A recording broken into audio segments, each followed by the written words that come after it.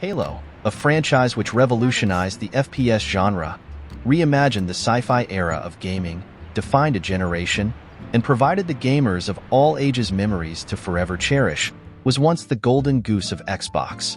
A franchise which sold millions of copies overnight, gave fame to its original creators, and became the face of the Xbox is now nowhere to be seen in this ocean of video games. It pains me as a Halo fanatic to see the current state of Halo, the franchise that I grew up with, the franchise which gave me hope and inspired me to take on the obstacles in my life, dying. Yeah, there's the impact. I still remember coming home after spending some time with my friends on a soothing evening and seeing my brother playing Halo Combat Evolved for the very first time on the family computer. As soon as I saw the assault rifle with the digital ammo counter and the vast immersive world of Halo, I was no less than paralyzed and dumbstruck. The game soon became a part of me when my brother finished it on my birthday. It was a surreal experience for me. A few months later, during my summer vacations, I picked up a hobby, which was interesting to me at least. It was modding Halo CE. I used to wake up early in the morning so that I could change the projectiles of the assault rifle with the projectiles of the fuel rod cannon and start a mayhem on the installation 04. I also remember browsing halomaps.org for countless hours. Halo CE gave me years of enjoyment that I will forever cherish. Few years later, I played Halo 2. It truly felt like a badass sequel to the original game. I was surprised when I got to play as the Arbiter and use the energy sword to slay the heretic. However, I was disappointed when the game ended on a cliffhanger and I could not finish the fight, as Halo 3 wasn't available on PC. I waited for few years and then Halo, the Master Chief Collection, finally released on PC. It quickly became my most played game, after spending more than 1,500 hours on it. Halo 3 gave me unforgettable memories that I made along with my brother in the co-op campaign. It always resulted in a great bonding session between us. It felt totally immersive when I played it with my brother.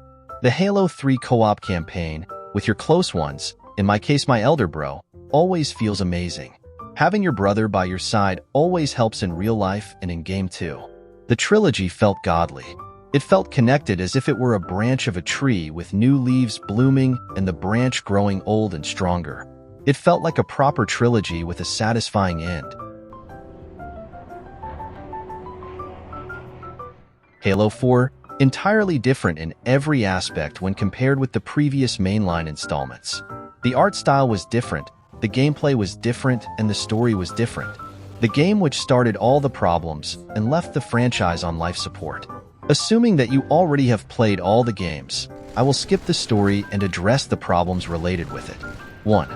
The story at first felt like it was about Cortana and curing her rampancy, but the story took huge turns. 2. The Covenant Splinter faction felt forced and unnecessary. It was like 343 wanted to use the Covenant in their game, but the copyright was not available, so they made a knockoff and used it instead. They lacked motivation, goals, etc., and felt brute-like instead of smart and warrior-like. 3. The introduction of Prometheans was understandable. It was okay-ish. The Master Chief is tricked into unwillingly awakening the Didact, an ancient Forerunner. The introduction of the Forerunners felt okay, but I feel that the focus of the story shifted once again. 4. The end of the story is bittersweet, with Cortana dying while saving the Master Chief from Didact. However, it is later revealed that Didact was alive and was killed off-screen in a book instead. That guy had so much potential to become a proper villain for the new trilogy. He could have had a character development, but they did him dirty. Fast forward to Halo 5. Another mediocre entry in the franchise with characters that felt forced, lacked personality, intent, and motivation. It felt like they were just there for some reason. Cortana is revealed to be alive and has become evil and wants to take over the world. The game has now introduced too many characters to deal with. 1. The Covenant knockoff. 2. Prometheans. 3. Guardians. 4. Evil Cortana. 5. Blue Team. 6. Fireteam Osiris. Fitting all these elements into a single story was a bad move. Halo 5 with DLCs incorporating these characters would have been a better choice. Fast forward to Halo Infinite, which takes a U-turn in many aspects. The old art style is back. Master Chief is working alone. The Covenant knockoff are replaced with a superior alternative called the Banished, and they have a more convincing story than the knockoff. However, there still doesn't seem any closure to the story which 4 started. This was supposed to be another trilogy, but every game in this trilogy felt like the beginning of a new trilogy. Now, there are some problems with Infinite. 1. Forerunners suddenly disappeared. 2.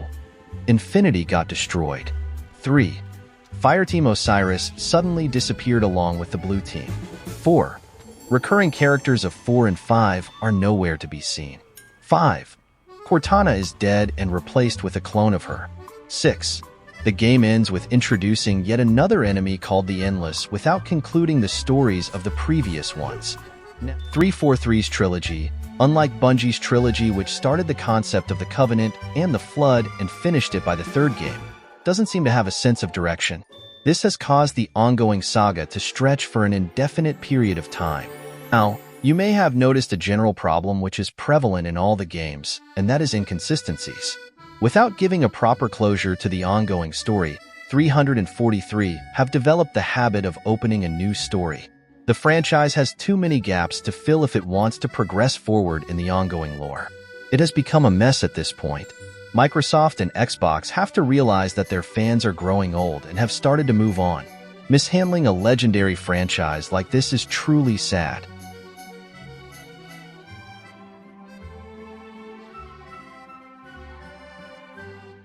In my opinion, Halo does need a remake to be developed by another studio. I think that a remake without altering the original lore is the best option available with this franchise. I want this to happen along with the progression of the current story. I want the rumored remake to take place in the current storyline, with a few refinements and additions which don't disturb the already settled lore. I want them to remake all the levels and add a few more moments from the books, like flashback missions, Covenant's point of view, new mobs, and cut content from the original game. Those would be amazing to see in modern graphics. If they are planning to stay faithful to the lore and not butcher it like they did with the TV show, even though it is not canon, they did murder MC for me. I am totally up for it. It has become a mess at this point.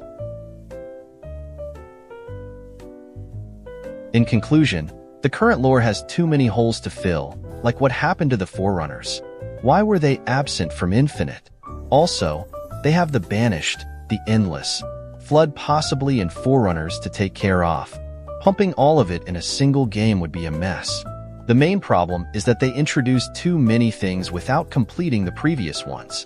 343 and MS have to realize that their fans are growing up, and making them wait for almost half a decade for new games is a huge mistake. People have learned to move on. They should either pump DLCs to fill the gaps, or remake the old ones. To be honest, if Xbox and MS are planning to remake the game, I'm up for it as long as they don't mess with the already established lore and stay faithful to the original game. Alright everyone, that will be all for the video. Please consider liking and subscribing if you like the video. Also, forgive me if I got any of the facts wrong. This is my first video essay, and I wish to improve in the future. Goodbye.